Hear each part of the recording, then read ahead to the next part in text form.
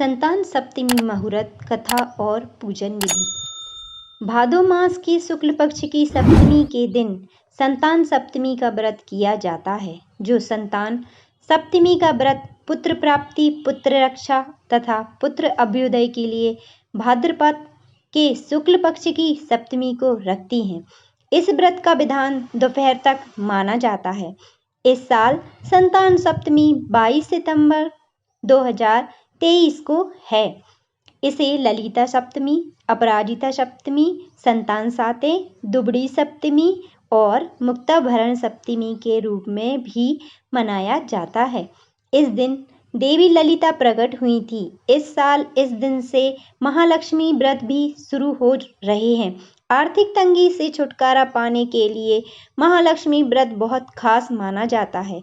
इस दिन शिव पार्वती के साथ साथ जाम्बती, श्याम सुंदर तथा उनके बच्चे सांब की पूजा भी करते हैं। माताएं पार्वती का पूजन करके पुत्र प्राप्ति तथा उसके अभ्युदय का वरदान मांग लेती हैं। इस व्रत को मुक्ताभरण भी कहा जाता है। भाद्रपद माह की सप्तमी तिथि को करने वाले इस व्रत का बहुत अधिक महत्व है। संतान सप्तमी मुहूर्त। इस साल के भाद्रपद महीने के शुक्ल पक्ष की सप्तमी तिथि 21 सितंबर 2023 को दोपहर 2:14 शुरू होकर 22 सितंबर 2023 को दोपहर 1:35 खत्म होगी। इसी बीच महिलाएं व्रत रखेंगी और भगवान शिव के साथ माता गौरी का ध्यान करके व्रत करेंगी। संतान सप्तमी पूजा विधि। सबसे पहले सुबह सुबह उठकर स्नान करके स्वच्छ वस्त्र धारण करें। इसके बाद भगवान विष्णु और शंकर की पूजा करें। साथ में भगवान शंकर के पूरे परिवार की भी पूजन करें। निराहार सप्तमी व्रत का संकल्प लें। दोपहर में चौक पूर कर चंदन, अक्षत, धूप, दीप, निवेद, सुपारी तथा नारियल आदि से फिर भगवान शंकर और माता पार्वती की पूजा करें। पूजा करते समय सूती का डोरा या चांदी की संतान सप्तमी की चूड़ी हाथ में पहननी चाहिए। यह व्रत माता पिता दोनों भी संतान की कामना के लिए कर सकते हैं। व्रत खोलने के लिए पूजन में चढ़ाई गई मीठी 7 पूड़ी या पुए खाएं और अपना व्रत खोलें। सप्तमी तिथि के व्रत में निवेद के रूप में खीर पूरी तथा गुड़ के पुए बनाए जाते हैं। संतान की रक्षा की कामना करते हुए शिव जी को कलावा चढ़ाएं और बाद में इसे खुद धारण करें।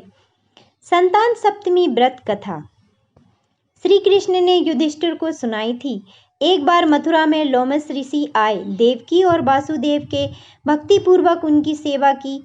देवकी और वासुदेव की सेवा से प्रसन्न होकर लोमस ऋषि ने उन्हें कंस द्वारा मारे गए पुत्रों के शोक से उबरने का उपाय बताया और कहा कि उन्हें संतान सप्तमी का व्रत करना चाहिए। लोमस ऋषि ने देवकी और वासुदेव को व्रत की विधि और कथा सुनाई, जो इस प्रकार है। अयोध्यापुरी नगर का प्रतापी राजा था, जिसका नाम नहुस था। उसकी पत्नी का नाम चंद्रमुखी था। उसी राज्य में विष्णुदत्त नाम का एक ब्राह्मण भी रहता था। उसकी पत्नी का नाम रूपवती था। रानी चंद्रमुखी तथा रूपवती सखियां थीं। दोनों साथ में ही सारा काम करती। स्नान से लेकर पूजन तक दोनों एक साथ ही करती। एक दिन सरयू नदी में दोनों स्नान कर रही थीं और वहीं कई स्त्रियां स्नान कर रही थीं। सभी ने मिलकर वहां भगवान शंकर और मां पार्वती की एक मूर्ति बनाई और उसकी पूजा करने लगी। चंद्रमुखी और रूपवती ने उन स्त्रियों से इस पूजन का नाम और विधि बताने कहा।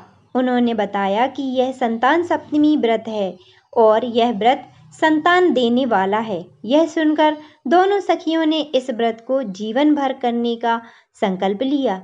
लेकिन घर पहुंचकर रानी भूल गई और भोजन कर लिया। मृत्यु के बाद रानी वानरी और ब्राह्मणी मुर्गी की योनि में पैदा हुई। कालांतर में दोनों पशु योनि छोड़कर पुनः मनुष्य योनि में आईं। चंद्रमुखी मथुरा के राजा पृथ्वीनाथ की रानी बनी तथा रूपवती ने फिर एक ब्राह्मण के घर जन्म लिया। इस जन्म में रानी का नाम ईश्वरी तथा ब्राह्मणी का नाम भूषणा था। भूषणा का विवाह राजपुरोहित अग्निमुखी के साथ हुआ। इस जन्म में भी उन दोनों में बड़ा प्रेम हो गया, लेकिन पिछले जन्म में व्रत करना भूल गई थी, इसलिए रानी को इस जन्म में भी संतान प्राप्ति का सुख नहीं मिला। लेकिन भूषणा नहीं भूली थी, उसने व्रत किया था, इसलिए उसे सुंदर और स्वस्थ 8 पुत्र हुए। संतान न होने के कारण रानी परेशान रहने लगी। तभी एक दिन भूषणा उन्हें मिली। भूषणा के पुत्रों को देखकर रानी को जलन हुई और उसने बच्चों को मारने का प्रयास किया, लेकिन भूषणा के किसी भी पुत्र को नुकसान नहीं पहुंचा और वह अंत में रानी को क्षमा मांगना पड़ा। भूषणा ने रानी को पिछले जन्म की बात याद दिलाई और कहा, उसी के प्रभाव से आपको संतान प्राप्ति नहीं हुई है और मेरे पुत्र को चाहकर भी आप नुकसान नहीं पहुंचा पाई। यह सुनकर रानी ने विधिपूर्वक संतान सुख देने वाला यह मुक्ताभरण व्रत रखा, जिसके बाद रानी के गर्भ से भी संतान का जन्म हुआ। संतान सप्तमी का महत्व। इस दिन व्रत रखने का खास महत्व माना जाता है। इस दिन व्रत रखने से, शिव पार्वती की पूजन करने से निसंतान महिलाओं को संतान सुख का वरदान मिलता है। साथ ही उन्हें भगवान शिव पार्वती के आशीर्वाद से कार्तिकेय और श्री गणेश जी जैसे तेजस्वी संतान की प्राप्ति होती है। वहीं जिन महिलाओं को संतान प्राप्त है, उन संतानों की आयु लंबी और उन्नति प्राप्त होती है। हर हर महादेव। अगर आपको मेरी वीडियोस अच्छी लगती हैं तो लाइक और सब्सक्राइब जरूर करें।